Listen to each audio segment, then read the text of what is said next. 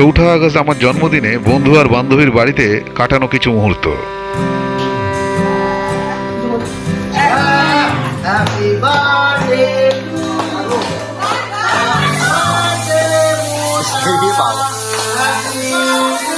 you. Happy birthday. এটা কিরকম? এটা তো নেই, বেরোচ্ছে না। এটা তুমি কি করলে? মশাইটাকে দিতে পারো। Happy birthday.